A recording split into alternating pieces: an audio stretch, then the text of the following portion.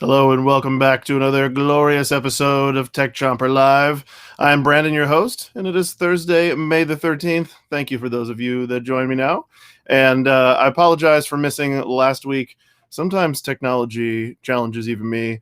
I decided to upgrade my capture card for my rig and thought everything was working, but didn't actually do a test prior to the live stream, which was a mistake. Don't ever wait to the last minute on your live stream to test something, but I was busy with IT work all day, ran in thinking it was going to work since the last one worked. It was the same driver, just swapped the card out to get the extra ports and features. But that was a big negatory. Had some crazy errors. So if you ever have an Elgato card and you don't see a firmware version show up for some reason, but you do see the card in the device manager, just try taking it out and reseating the card physically in the PCI Express slot. I called support. They said they thought that was not going to help, that it was something else going on. But that is exactly what I did that resolved the issue. So I say try it first. Don't listen to them. I mean, listen to them if they're helping you. But in my case, just reseating the card fixed it. So unfortunately I was late for the stream and didn't do it last week. So welcome back. Thanks for those of you that keep coming back every Thursday and bringing your questions. Again, this is Tech Chomper. We are going to talk about products. We're going to Elgato. What's up, Furstenfeld? Hey mom, how are you? She has joined us in the stream as well. And so yeah, basically the capture card that I tried to upgrade to gives me 4 ports of inputs cameras instead of just one input, which is super awesome. I'm going to have more product reviews coming to the channel soon. And one of the things I'm trying to do is use the same setup for both the live stream and the reviews, just for the sake of simplicity and kind of getting the content moving faster. Because YouTube, it's really all about getting videos out. If you are not putting out content, you're not going to grow your channel. That's just a fact. So you have to be publishing on a regular basis. They want you to be really consistent. So I personally was pretty frustrated. I missed last Thursday because I could definitely see a reduction in views on the channel just from missing one live stream that I had scheduled. So it's really important for the algorithm to keep promoting your videos and having you show up that you're consistent with it and keep it all working. And so one of the things I'm trying to do, like I said, is to simplify the setup and get it where basically I'm going to use the same setup I have now for live streaming, but to do product reviews. And the new card gives me 4 HDMI inputs. And so I'm going to mount another camera up over the top here with downshot so that I can demo products and show that. And then there's another product, and here I'll bring up a couple of tabs and show you some of these cool little gadgets because they're real neat. Elgato Studio, is it Studio Switcher? I don't think that's right. I think that's completely not correct. Stream Deck, there you go. I don't have one yet. As you can see, I can't completely remember what it's called. So this guy here, I'm going to share the screen here. I'm going to get one of these. Well, that didn't do what I wanted at all, did it? Thought that went full screen, but that didn't show a pop. Oh, it's on a different window, people. Here, I'm going to open this on the right window. Did this last time as well. There we go. So this guy here will let you basically connect with Elgato software, and you can pretty much change lighting. If you get some of their compatible lighting, you can switch between cameras and inputs. You can set up different scenes. You can play titles and animations, just all kinds of really cool stuff for live streams to make them look super professionally produced, like you've got a whole team, and really you've got a few pieces of kit that just make your life a lot easier as a streamer. And so my goal is to use that same setup and do product reviews where I can cut it, not have to have a bunch of editing and post work, so that stuff doesn't get held up and I can get content out faster and more timely. And so, yeah, that's pretty much the goal with that. This channel, what I really want to do for everybody is just bring value to you for giving your time to me to come watch the channel. And by that, I mean, anything that's helpful, buying advice, helping you figure out the best way to spend your money on gadgets or tech so you don't feel ripped off or like you just wasted it on stuff. I know that's one of the worst feelings is, buying something you're really excited about, you save up for it, you get it, and then it just kind of doesn't really meet your expectations. And so I think that's one of the things with tech I've learned over the years is I definitely have tempered my excitement for gadgets. I don't know, for better or worse, whatever. There's, I think, other things in life to be more excited about than technology, which is blasphemous for me to say, but it's true. So, I get excited about tech, but I still understand it's probably not not going to do exactly what I want it to do. It's going to have some caveats and some trade-offs, and that's just the nature of the beast with technology. Across the board, it can be really frustrating when there's a range of products that they just separate features just to kind of niche out the market and sell it a little more segmented, when you really wish they'd make that one thing with all the features you want, but they don't. I don't know why they don't, but they just refuse to do it. So yeah, basically that's I'm looking forward to a lot of the things coming out, but we'll see what happens with all this stuff. What did I have next up on my list? I want to talk to you guys about, and else, I'm not trying to pick just one gender of people. Blue Iris is a recording software that's pretty awesome. And if you ever want to run any security cameras, you ever want to have some type of setup where you can monitor lots of different cameras, maybe multiple locations, whatever, instead of buying a physical hardware in VR, you can get a software solution very affordably. I think it's $69.95 for a license for Blue Iris. And essentially, it's a piece of software that is a recording software for security cameras that you can put on a PC. Really, a PC about 5 years old at this point is more than adequate for really high resolution cameras. And I mean by high resolution up to full 4K actually. And essentially you can record, and they have done some really cool things. It does all the normal stuff that security camera software on a standard hardware in VR will do. But it also added some cool features. There's a product out there called DeepStack, or project. I don't know what the right thing is to call it. I'm going to open up DeepStack here and show you what it is. Did I go to the right place? I did go to the right place. So I'm going to bring this up on the screen. DeepStack is basically AI software that people have built that allows you to analyze and identify all kinds of different things in photos. And it is open source software, and it is free for people to use. And so basically you download this, you install this on your computer, and it can identify a crazy number of things. They can identify a car, a truck, a boat, planes, people, different types of animals. I think it said it could identify like a giraffe and an elephant and a lion and just, I don't know, a bunch of random stuff, a skillet, a comb. I don't know. They've just basically analyzed millions and millions of photographs and identified what objects are and trained this AI to be able to identify things in images. And so what Blue Iris has done that's really cool, that a lot of other companies are trying to do, but I don't think it's really working with the hardware solution. I have to have some water stand by. A lot of people are trying to do it with a hardware solution, and a lot of the manufacturers have built in AI into their security camera systems. And I think Chris Champagne, I don't know if he's here tonight, but he was here the last stream and was asking about AI in security cameras. He lives near a beach in Florida, and there are apparently a lot of critters that cruise by there, and he doesn't really need to get an alert on his camera every time a critter goes by. He just wants an alert whenever there's a person coming by. And so that's one of the things they've added to a lot of the security camera systems now, is the ability to identify people and filter the alerts. This is something that even Ring has. Hey, Catherine, thanks for coming by. I appreciate you. And thanks for sending me all the cool stuff on cryptocurrency lately. I don't know, we could have a whole nother conversation about that. That's just a crazy situation. I don't invest in that stuff. I'm not a high risker when it comes to finances, so I'm terrible at gambling. I just stay away from it. I just work and make my money. I don't try to win it, because that has not worked for me at all. So they've got this person identification software essentially trying to limit the number of alerts that are happening for people that are animals or something else that's a false alert, or a car going by. I get that a lot. But Ring has implemented this as well, and they try to identify people versus anything else to send you alerts only for people. I don't have the AI turned on for Ring, so I can't vouch for its I guess quality or how well it works, honestly, because when I saw one of the pop-ups that said if you turn this on, it will take several extra seconds for alerts to arrive at your phone. And right now I have to say Ring's alerts are really fast. Whenever somebody comes up to the door, I get an alert on my phone or my watch. I know whenever I've walked up to it within a second. I mean, I kind of walk up and put my hand on the doorknob, and all of a sudden I'm good. It's already good to go and alerting me. She says, we are out of sound out on my end. I'm assuming that other people can hear audio. Please, somebody tell me in the comments if you can't hear me. I believe you can hear me. I'm going to check my audio levels over here. I'm showing levels on my meter. I'm going to assume there's audio for the rest of you, so let me know if not. But yeah, basically they have all this stuff to identify people, but really most of it, if you start reading reviews, it's not quite ready for prime time. It's trying, but it's just not really up to snuff yet, I don't think.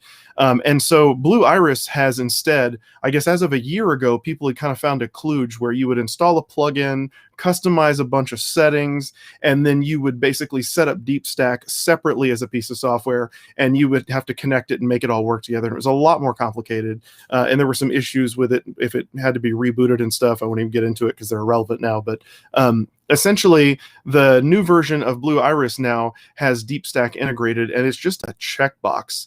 And so it will just automatically integrate with this. And basically what it does is it takes the pictures, it takes still images captured on an interval along with the video from your security cameras, and then it will identify any of those things that I was listing, things about, a bullet or a cat or a giraffe or a car versus a truck, all those different listings. I think there's like 100 things that DeepStack can identify or something like that. And so you can limit your alerts literally by the keyword. If you want just cars, or you want cars and cats, or whatever it is you want to see alerts on your cameras for, you can pick just those items to get alerts from your security camera system with DeepStack and Blue Iris working together. And from what I've seen, people are getting accuracy rates of like 98, 99%. And when it does fail, it's typically a false positive as opposed to missing something that happened. And so it is a seemingly reliable solution out there versus any purpose-built, brand-matched. If you're going to buy Amcrest cameras, you buy the Amcrest NVR, both with AI built into the camera and the NVR. Even that is not working as well as taking those same cameras or just a cheaper camera, no AI built in whatsoever, and DeepStack can still analyze all of those still images and generate all of these alerts based on the actual item in the frame. So I've not played with it yet. That's something. Oh, I miss you too. We will see you soon for sure. And basically, yeah, we're going to do something soon. I'm going to set up a Blue Iris server and start playing with it, and I will post some reviews and some videos for you guys. It's just really cool technology. I definitely am excited about trying that. I like playing with stuff like that, and definitely nice to see if somebody's lurking around the property. I know since COVID, seems like crime and violence has been on the rise in a creepy way, so got to do what you can to keep your eyes peeled for that stuff. Michael says, definitely have at least a dozen unboxing videos filmed from last year that I'm hoping to publish as the recording anniversaries come up this year. Dude, no joke. That is what happened with my scooter review that I have on my YouTube channel. I only have 2 product reviews right now actually published, sadly, which is one of the reasons I started live streaming. Is I want to build my channel. I want to have consistent content being published. And the live streaming just doesn't require the post time. I'm not having to edit. I'm not having to do anything else after it's done. Basically, it's whatever I show here, that's what ends up recorded and goes there. Not that you couldn't edit it, but I don't have to. I can just put content out faster. And so that is one of the things. I went to live streaming, and I really want to focus the live streaming more than just kind of the general discussion. I'm still going to have those sometimes and have you guys ask whatever you want. I think, what is it? Ask Me Anything, AMA, the acronym that people like to use. I don't really use that, but or Q&As, whatever. I still want to help people with tech questions, guide them in the right direction on the live streams. I just don't know. They'll be broken up probably on some type of schedule that I haven't figured out yet. But another thing I'm thinking about doing is maybe some product reviews live stream of first impressions, and then doing posted actual finished review, which again, I'll probably use the same setup for simplicity, so there's not so much post. And so maybe I'm curious with you, Michael, is that what's happening? Is they've been trapped in post and you just didn't finish the editing you wanted to do? I know for me, I want to be more timely with that stuff, especially with tech, because it definitely has a time when it peaks, when it's coming through and then starts to roll off. And so that scooter video, I think I waited a year on that one before I published it, maybe a year and a half. It was a long time, longer than I meant it to be. And I published that one, and it has been consistently just kind of trickling views in. And interestingly enough, since I started live streaming, definitely seeing more views on the product reviews, because YouTube takes, I guess, me more seriously, seeing that I'm taking my channel more seriously.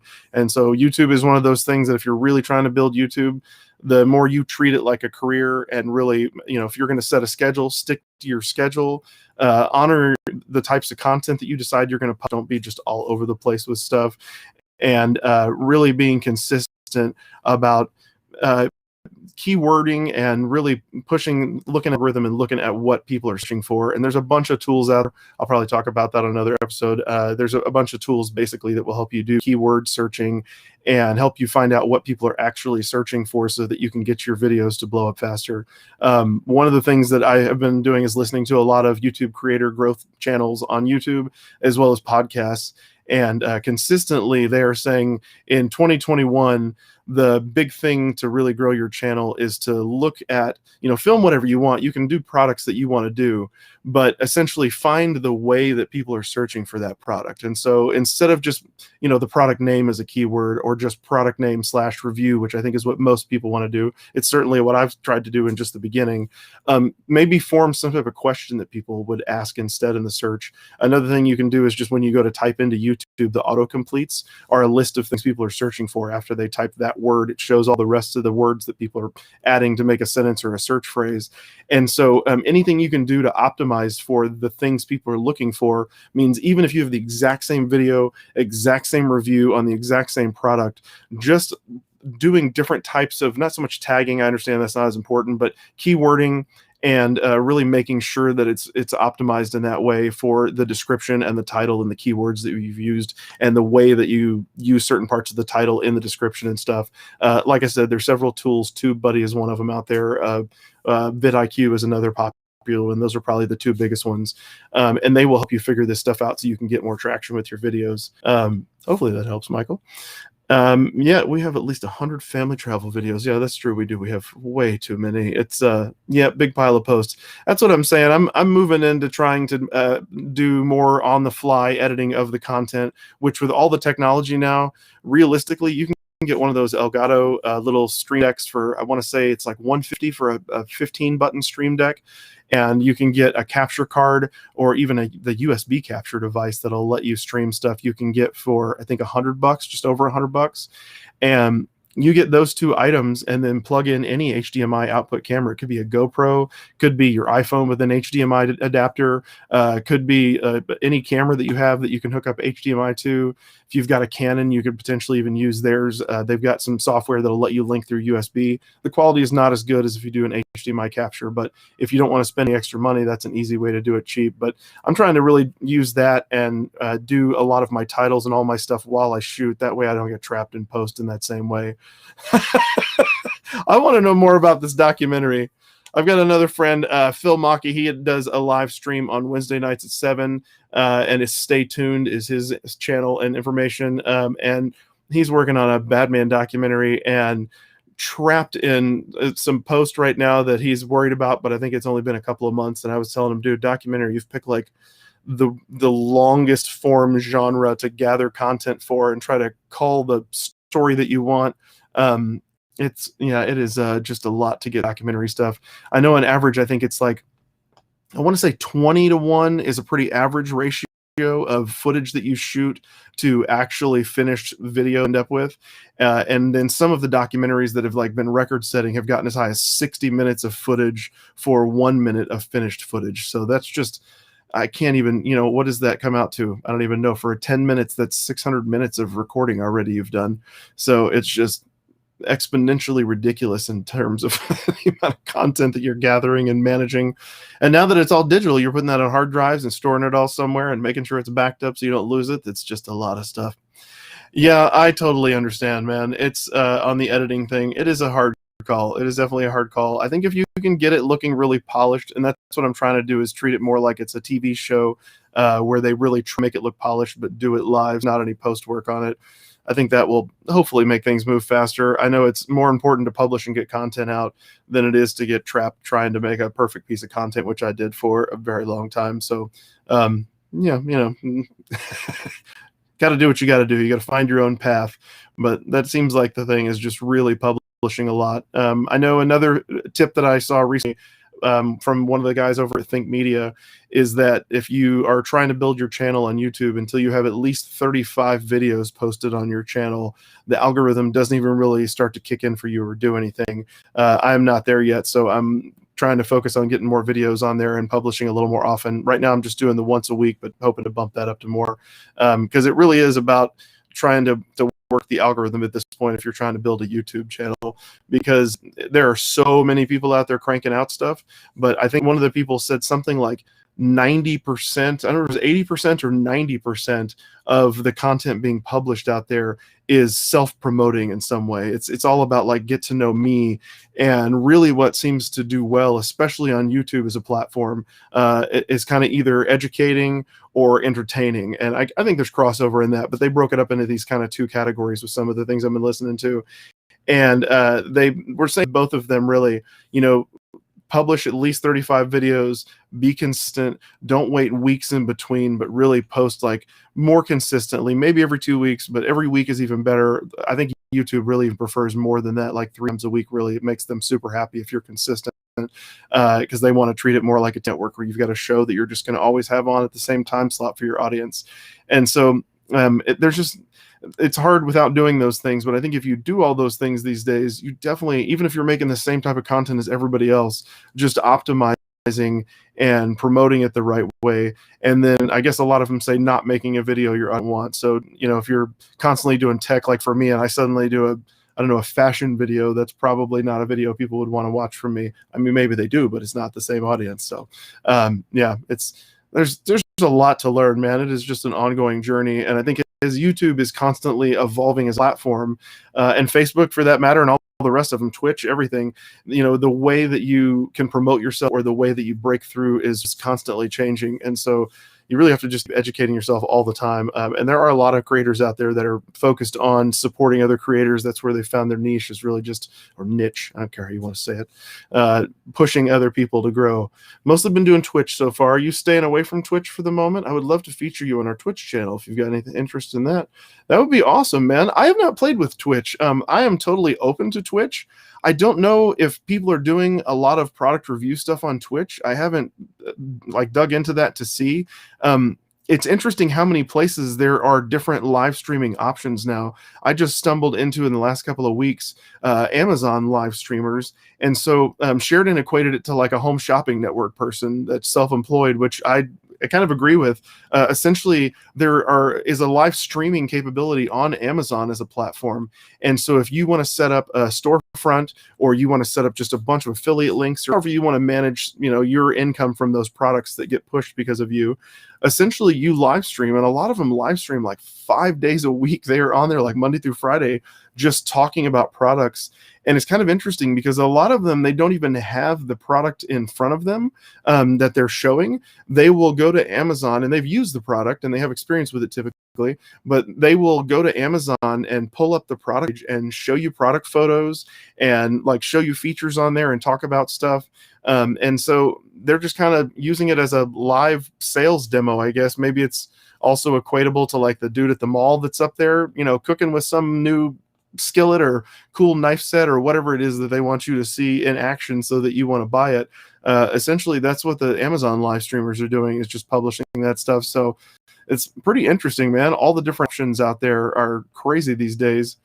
What else have you done besides Twitch? I'm curious for you, Michael, and how going. Yeah, I get it too. As far as quality matters, I'm a perfectionist for sure. It has been really hard for me. Even like with the live stream, I was trying to do it. My first one looked terrible. It looks terrible. I just used a regular webcam, and I was like, I'm not doing, I'm not doing that again. I have too many nice cameras. I'm not recording with that garbage again. I want something better looking. And so I got that HDMI capture card from Elgato and set up and got my GH5S where I could roll with it, and much happier with this setup. Super easy to just set manual focus and sit here. And just the quality difference is phenomenal between that and the other webcam I was using. So I think it's worth the extra effort. And like I said, you can pick up I think it's the Cam Link. That's just the basic USB one. I believe Cam Link Pro is the new one that I got. That's the 4-channel HDMI. And so just the single one works great if you're just trying to do one camera and live stream.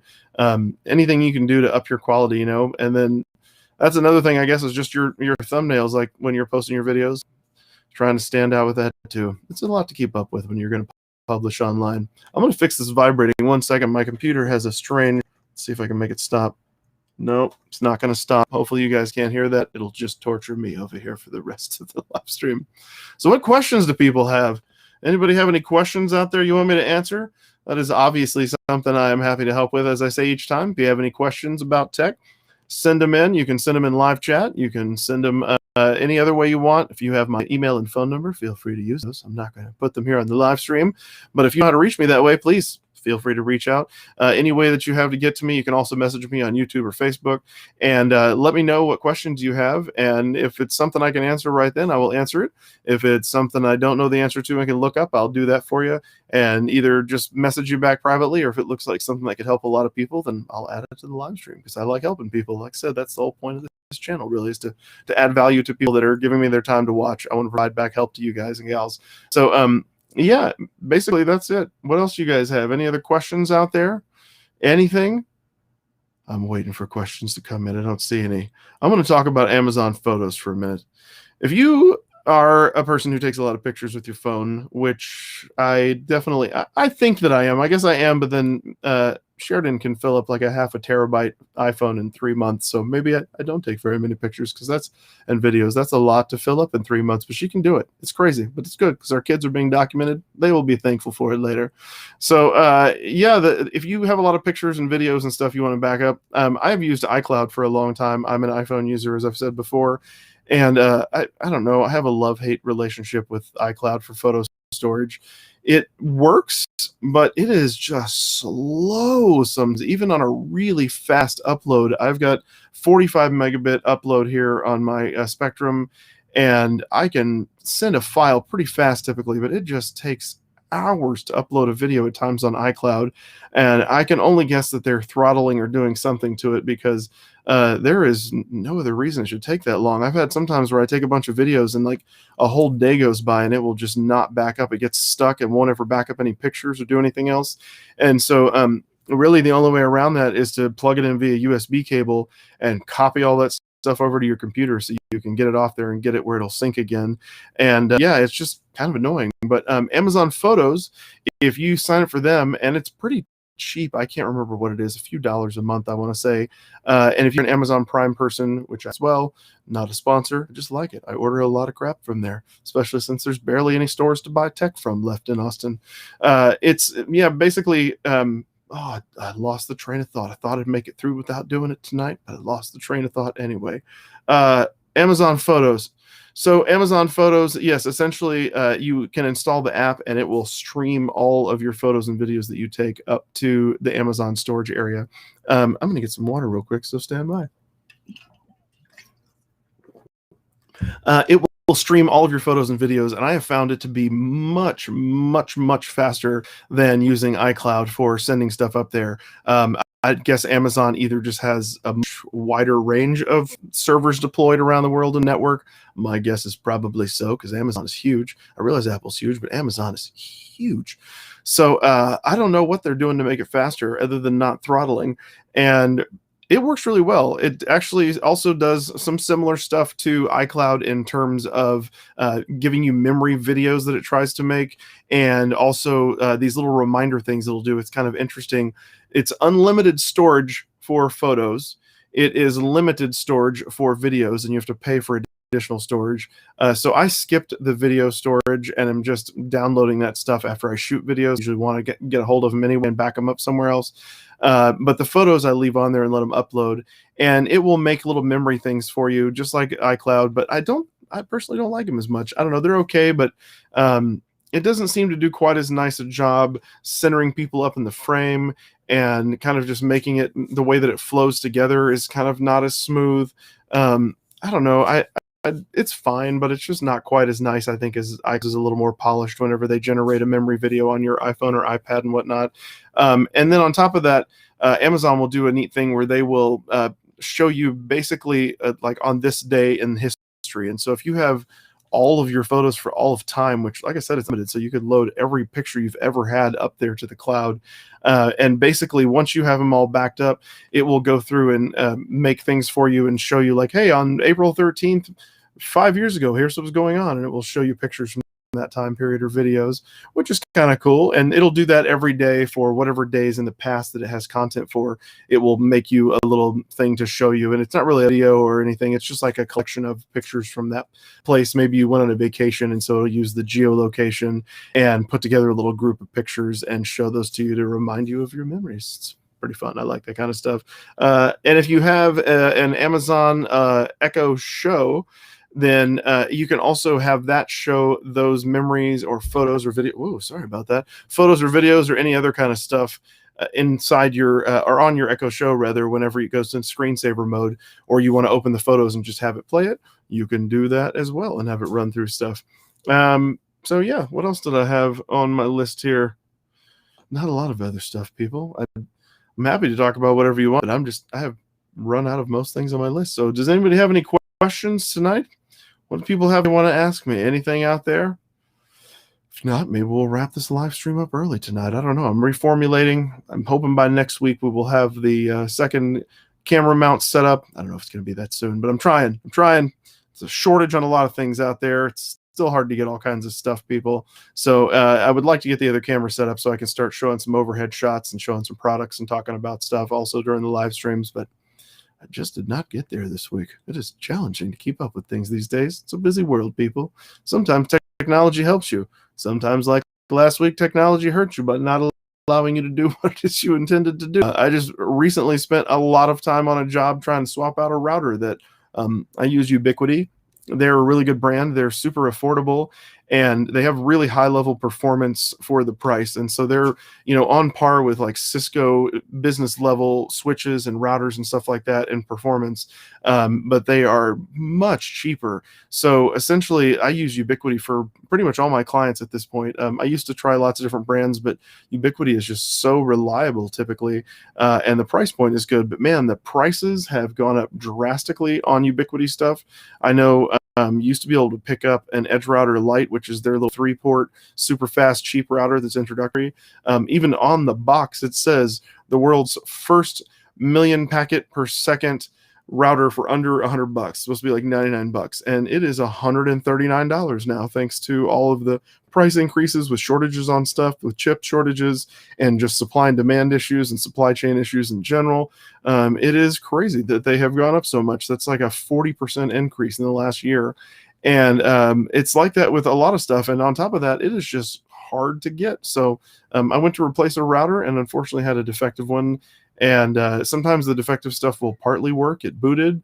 It started to act like it was going to work and add devices to the network, and we were connecting. We were happy. Tried to do a firmware upgrade, and it never came back alive. And no matter what I did, that sucker never came back alive. And before that, even when it was out of the box, typically Ubiquiti, it's not the easiest setup. It is really popular with IT people more than consumers, not because it is not a fantastic product line for the price across the networking spectrum. I don't like their security camera stuff. That's a whole different category, but their networking stuff is just top notch. But they are just, I don't know, there is an issue with that where that router just would never come up right out of the box, just factory reset 3 times. Finally got it to connect, and then did that firmware upgrade, and it died again after getting it working. And so that was a real time killer because it looked like it was going to work and it didn't. And since they're hard to come by, it's just kind of crazy to get another one. But I got one, got it worked out. So even for me, tech can be really frustrating. Sometimes I know you buy something, you think it's going to work, and it just does not. And I don't know what to tell you about that. It's all mass produced. You get some defects from time to time. I know one of the questions I get a lot from people is what kind of computer should I buy? And I know that Dell and HP are probably the 2 biggest brands out there. I'm guessing Lenovo's a close third. I don't know if Lenovo's third or not, but they're also really popular. But I can't really tell you that any one of them has been more reliable for me in my experience than another. I've definitely seen certain product lines from Dell, like where they'll have just a bad series of notebooks one year that they all just are crappy and having lots of issues. And then they'll have other stuff that's just fantastic. You barely ever have any issues. Some of it's really upgradable, where you can upgrade the RAM and swap out parts and add hard drives, and some of it is all soldered on and really annoying for a smaller size, and so you can't really upgrade anything. It's just I don't care for that. So it's, yeah, I don't know. Well, what did Michael say here? Digging the Elgato key light so far. Nice to be able to control it from the computer. Yeah, that's what looks really nice to me, is being able to actually manage all of the stuff in the Elgato ecosystem, because they've got the Stream Deck switcher, they've got the capture, they've got the lighting, they've got those strip lights that are the RGB strip lights that look really nice, and those, as opposed to a lot of them, you get like that kind of rolling band of light that goes through because of the refresh rate. Those Elgato ones are made for live streamers. They know they're going to be on video, and so they're a super high refresh rate, and they're just smooth, solid lights the whole time, man. I think they're like $60, which is not super cheap, but they're not too bad for what you get because they are really nice lights. The Elgato HD60 and newer HD60S Plus that I haven't gotten quite to work yet.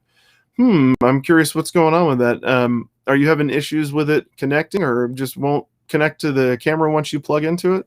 I don't know if you were here earlier. I had a problem last week when I didn't stream, where I had swapped from the Elgato 4K Pro 60 MK2, I guess, is their latest version. That's a mouthful. I had swapped from that to the Elgato Camlink Pro, which has the 4 HDMI inputs as opposed, and it only does 4K 30, not 60, but you get 4 inputs, which I'm not really streaming in 60. I'm not a gamer, so I don't really foresee streaming any gaming stuff at 60p, so I'm not really worried about that.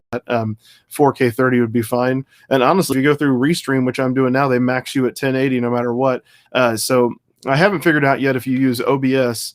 And I know OBS will send a 4K stream. I think Restream will let you do it. I don't know for sure, but I think if you don't use a Restream Studio, that's their web-based broadcasting software, but you use the RTSP link and stream from OBS, then I believe you can send it straight out as 4K.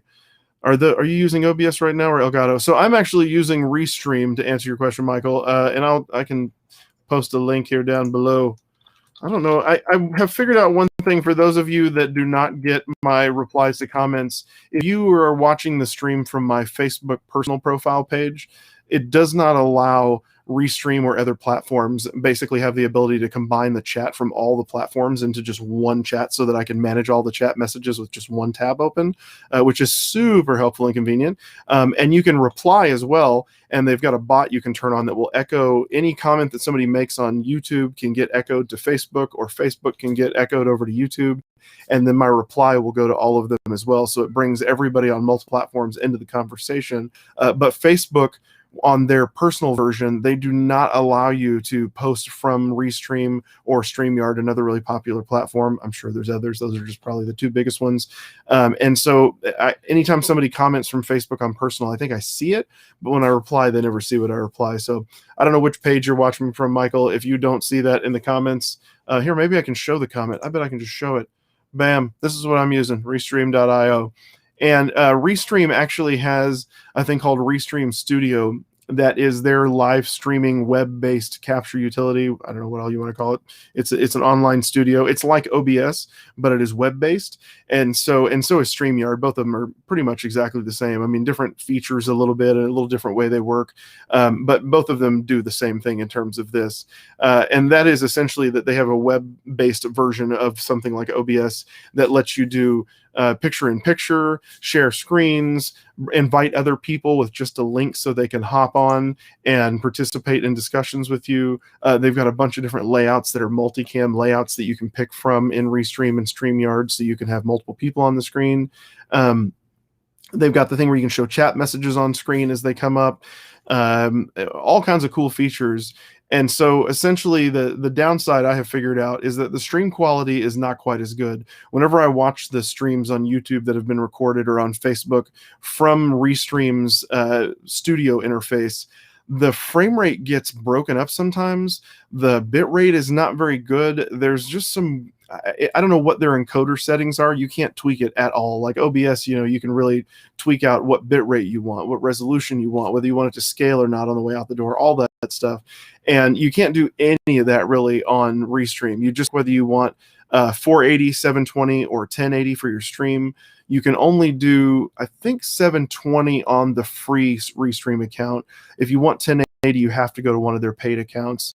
And there are coupons they will give you. When I went there and looked at it, and I had a live chat pop up, and they offered me, I think, like a 26% off coupon. that said it was a perpetual discount for as long as I kept my subscription active.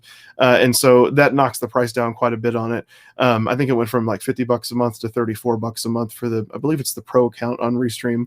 And so I've been using the Studio because I like the simplicity of it so far, but I think I'm actually going to switch to a blend and start using the OBS software to send my stream so that I can encode a higher quality stream. Because from what I've seen, the Restream software that's web-based is using a software-based encoder, and the OBS software, if you have an NVIDIA card, which hopefully you have one if you want one, because you are not getting one right now.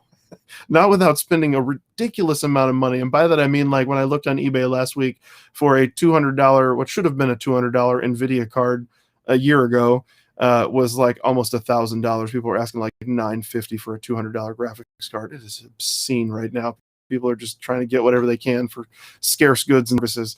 And so if you have an NVIDIA card, though, one of the things NVIDIA cards have on most of the newer ones since, I think, the 10 series, maybe even before that, but definitely 10 series on, is they've got a hardware-based encoder chip that will basically go through and encode your video for you in real time and send it out the door to wherever you want, whether that's, I smacked my mic there, sorry people.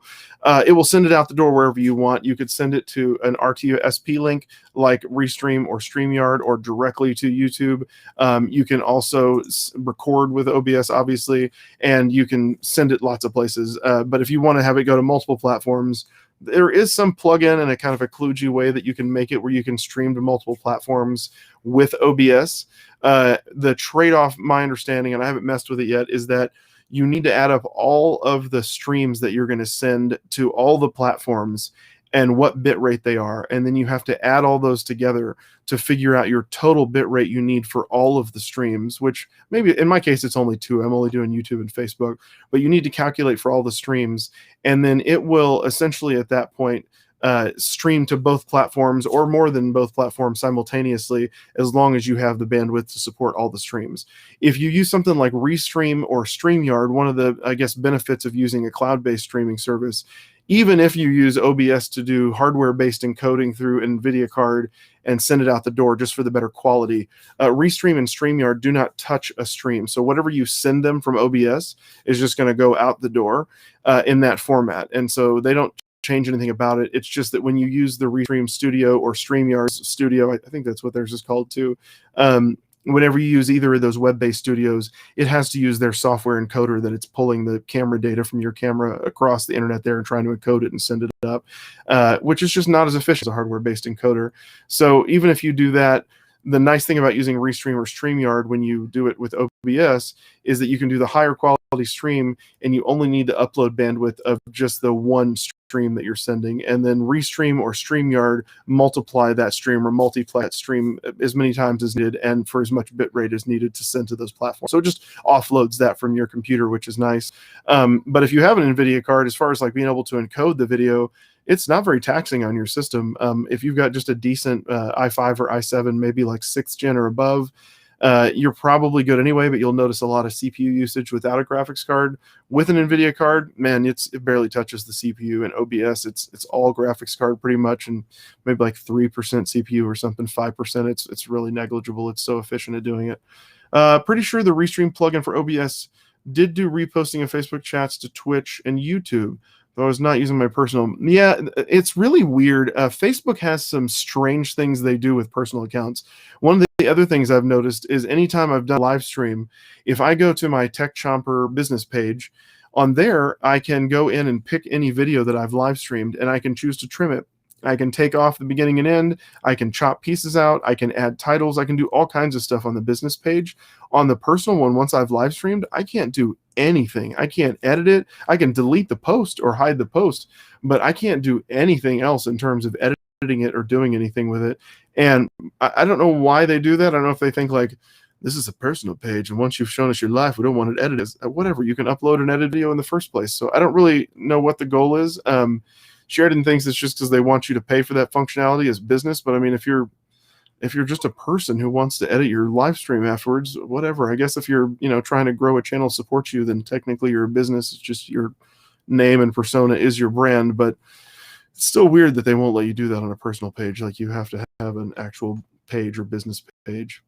So what other questions do people have? I'm going to get some more water right now.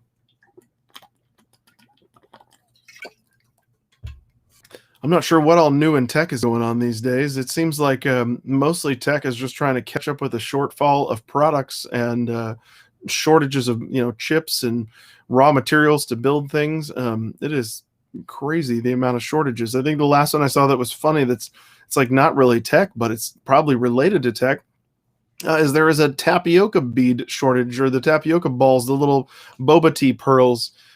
They said that not only did the factory shut down because of COVID, but the docks now where they ship out of all the stuff in China and everywhere else over there is just backlogged with containers, that they cannot get enough container ships in and out. They can't get enough containers loaded in and out every day because it's just such a backlog between both the lag when they went down and then the glut of products that everybody ordered. And so they've spun up and trying to spit everything out as fast as possible, but it's literally just getting stuck on the docks. So it's possible that some of this tech, like even if the company has the materials to make it and the manpower to make it, it could just get stuck sitting somewhere waiting to get on a boat to get over here. And the Suez Canal thing that got blocked up with that container ship, that didn't help. That delayed a bunch of products going to, I believe, Europe mostly. But I mean, just all the supply chain issues, we need a break from it. It's crazy stupid with the pricing going on. Everybody hoarding everything they can every time there's a panic buy. I don't know. I'm over it. I'm ready for things to get to some sense of normalcy again, where people are reasonable with each other. So what are the questions that people have on tech out there? It is 7:45. I'm cutting it off at 8 either way, but if we run out of stuff to talk about for tonight, I'll cut it off early. That's how it is. I'm harsh like that sometimes. Take it.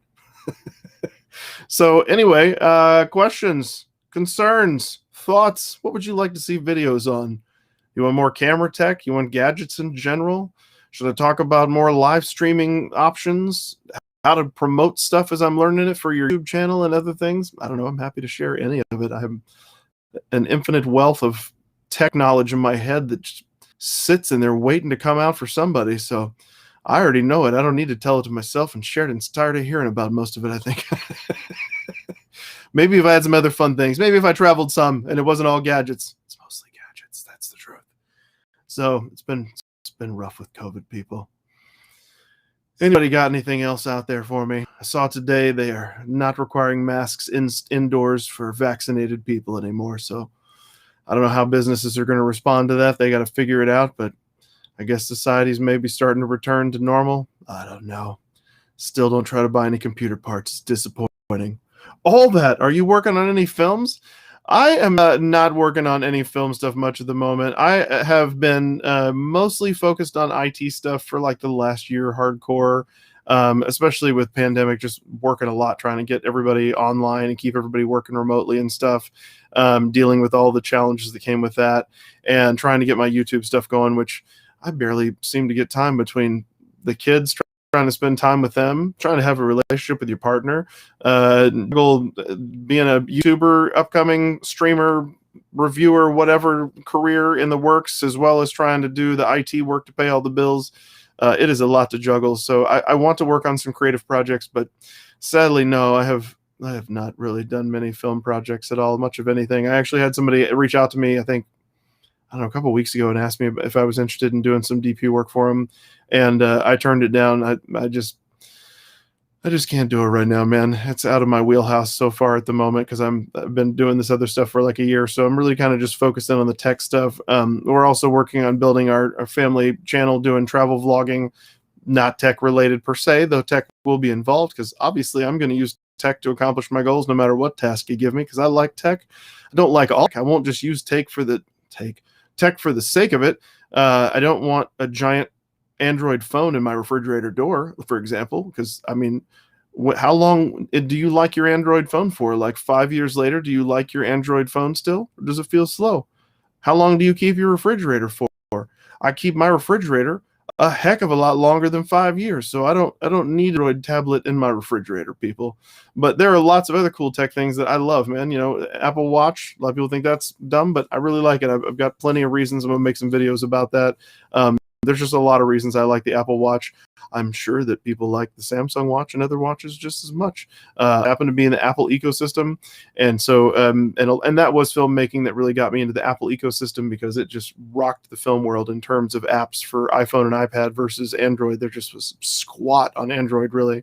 I'm talking like maybe there were 8 or 10 apps on Android, and I think there were like 200 at one point, maybe even more than 200 filmmaking related apps on iPhone and some of them specifically for an iPad or an iPhone, like where they had a customized UI that was optimized for each platform.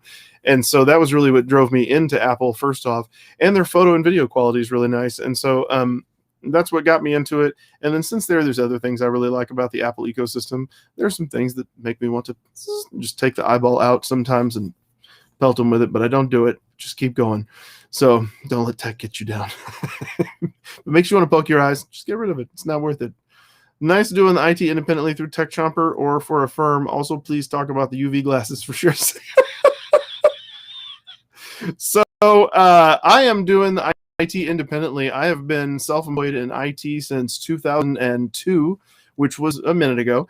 And I used to work, I graduated from UT, basically worked for 3M and for National Instruments as a programmer, doing Oracle and Lotus Notes programming, also a lot of Visual Basic for applications, did database management and backup management for this big system that ran 3M's manufacturing lines. It sounds more important than it was. Essentially, it was like screens that showed them what they needed on software in Minnesota in the factories. I was here in Austin, and I was like the only Austin-based 3M person on that particular team for the factory. And I would do things like do restores when things got screwed up, or when the system needed a backup restore or needed maintenance, or they had a bunch of data that needed to be migrated from one system to the other. I did all that kind of stuff. And so did a lot of programming as I was finishing up working at National Instruments, managing a bunch of Lotus Notes and Oracle databases. I built an online e-commerce store using a product called Miva Merchant that I think is still around. And I learned Miva Script at the time and wrote a bunch of custom plugins to do things I wanted, as well as bought plugins and customized them to do what I wanted in the e-commerce store. Got into digital photography and product photography at that time so that I could get all the product images into the store. Did web design work. I'm not saying I'm a great web designer. There's a reason I don't do web design. But in the beginning, I did some basic web design stuff. Sheridan does beautiful graphic work, so I let her do that now. It's not my wheelhouse. I'm not the beautiful drawing artist I want to be. So yeah, I've worked in all kinds of tech. And then basically in 2002, a year after 9/11, when the economy was kind of hell at the time and people were stressed, I quit my job because I'm a lunatic like that. I couldn't stand sitting in a cubicle anymore. I wanted to get out and be moving around and doing tech. And so, Septimus the Destroyer. I don't know who that is, but I'm excited. You will not stop me, Darth Vader. We'll become more powerful than either of us. Well, that sounds exciting. I look forward to it. He's got a breathing issue, though. I definitely feel like Darth could use an inhaler, is all I'm saying. Just somebody, please assist that guy. So, what else are we talking about here? The glasses, for Sheridan's sake. You're so funny. So yeah, IT stuff. Basically, 2002, jumped out, ran an ad in the Chronicle, which is a local newspaper for those of you who may be watching not from Austin, and ran that ad, took on some clients, and then have been doing IT work for people big enough to need IT help, not big enough to need somebody full-time on staff, and helping them with anything they need, pretty much. Computers, networking, software troubleshooting, hardware troubleshooting, printers, scanners, digital cameras. My kid got an Xbox, come to my house and make that get on the network. I want to sync my iPhone with my new Fitbit. Just really whatever tech stuff that they are trying to do, it doesn't really matter. I help my clients with all that stuff. And so if you strike me down now, Darth, I love it. There's a Star Wars saga unfolding in the comments. For those of you not watching, you're missing out. It's a good time down there. And so, yeah, I've been doing that self-employed ever since. And I have several clients, many of my clients, probably half of them that I've had since 2002, honestly. And then many others that I've picked up along the way. And, some of them I've done enough work for over the years. I just have a key to their office now. And they tell me, hey, I need a computer set up by Monday. I got a new person starting. Can you knock it out? And I'll swing in there middle of the day, middle of the evening, whatever, whenever I have time, and just fix it all up. And they come in and everything is as it should be, and they're good to go. So I try to kind of make myself as out of the way as possible for IT problems. I always try to work around people if they are using their computer all the time and I'm going to upgrade them. I'll try to do it after hours if I can, or on a lunch break, or anything, just not to interrupt work, because I love tech. But the worst is when you have tech and you like can't use it, or man, just watch what happens when the internet goes down somewhere. The number of people that are like, okay, I'm going to, oh, I can't do that.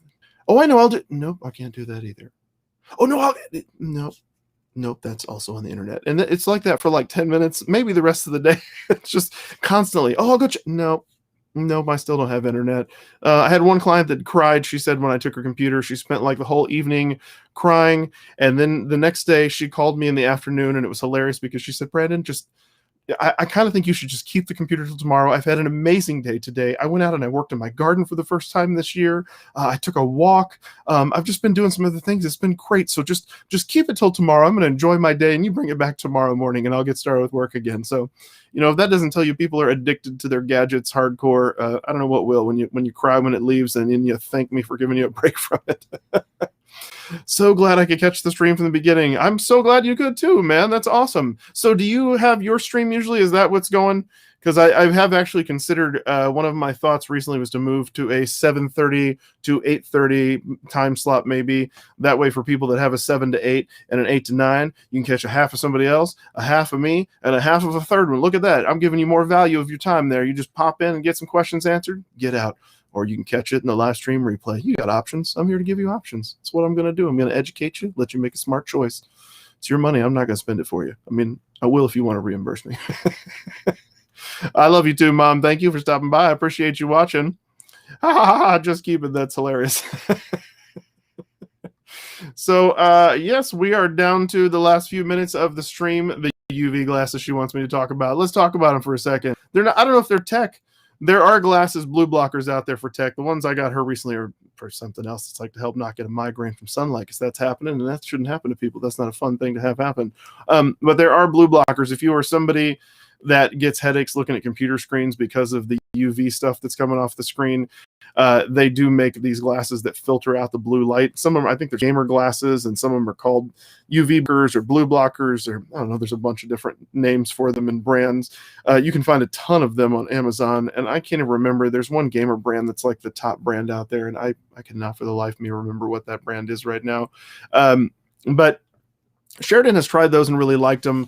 I cannot stand the amber vision thing, and the blue light, maybe it's why I have insomnia, who could say for sure. But I just don't like the amber look when I'm going to work on screens. I like the visuals anytime I'm working with video footage. I want it to look reasonably accurate, and all that stuff when it makes it amber just drives me crazy when I'm looking at skin tones. It's a personal issue. I don't know what to tell you. So, yeah, I tend to not want to wear those things. But if you are somebody that the blue light bothers you, or it keeps you from sleeping or causing other issues, then those glasses really do make a difference at filtering out the wavelengths and kind of minimizing the headaches and eye strain. A lot of people, even I know that I've worked with over the years, say watching stuff long enough, maybe a little while doesn't bother them, but if they watch all day long, they just get a massive headache, and so it really helps. Septimus says, join me and we can end this destructive conflict and bring order to the chicken. Is that the bleeding chicken? Is that who stopped by? I hope so, because I enjoy him. If so, I'm not sure who that is. The glasses help. There you go. Firsthand. That's a customer review testimonial / whatever you want right there. They do help. Even though I didn't like wearing those things on my face, they do help. So I had LASIK years ago just to stop wearing glasses. I don't want to start again if I don't have to, unless there's some rad sunglasses.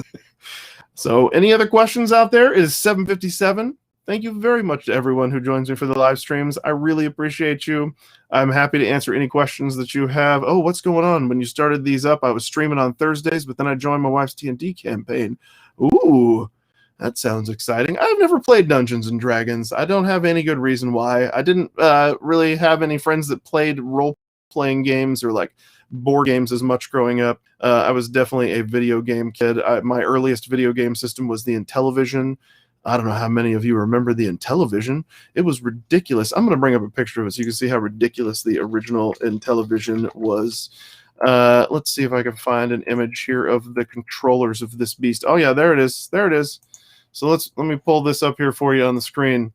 So that is the Intellivision, and as you can see, the controller has a numeric keypad like 1, 2, 3, 4, 5, 6, 7, 8, 9 star 0 pound to play games, which is hilarious. But it had these cards that would come with the game. So like you can see in this picture, if you're playing asteroids or whatever, you would slide this little plastic card into the controller, and it would basically let you pick the buttons underneath it with that little overlay, so you weren't just looking at a dialing pad from a phone, which I don't know where else they got that from. They were like, this alarm system is effective, but could be converted to an excellent video game controller.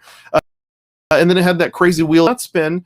It just is like a jog dial that tilts different directions and stuff. And so I had an Intellivision as my first game system ever. I missed the Atari days. I know Atari was awesome, but I missed the Atari days. My grandmother had one, so I think I played Pong like maybe once or twice. My grandmother, who is still alive, by the way, will be turning 101 this summer. I'm looking forward to that. We'll be filming that guy. But yeah, I didn't have the Atari, had the Intellivision. It was pretty rad. I played that until it died, and I was very sad when that happened.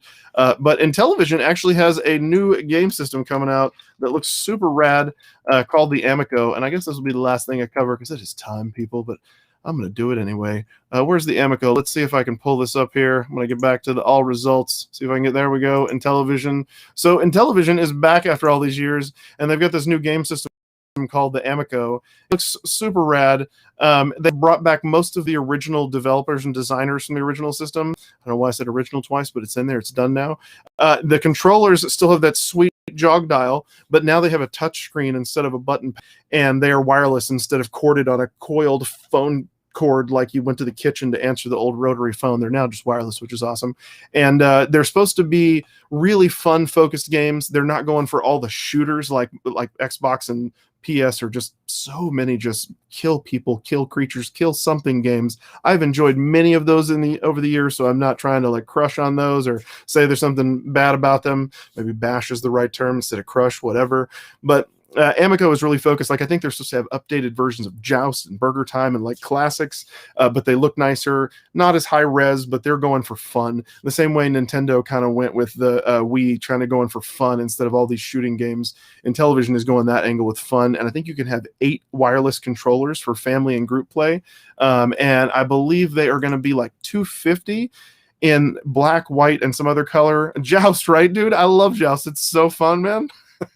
And so, yeah, I think they've got one other one that GameStop, who is magically still around. I thought GameStop was going to die, but they're still here. They've got like this really cool purple. Let's see if I can find the purple one. I'm going to try it real quick. Let's go there. Let's see if I can find, where is it? Pre-orders. Let's go to the pre-order page. They got this. Oh, they do have the sweet purple one. I'm going to show you real quick. So they've got this sweet purple one over here on the end. It's called Galaxy Purple or something. It's like purple blue mirror coat. I don't know, whatever mirror glazed cake looking thing.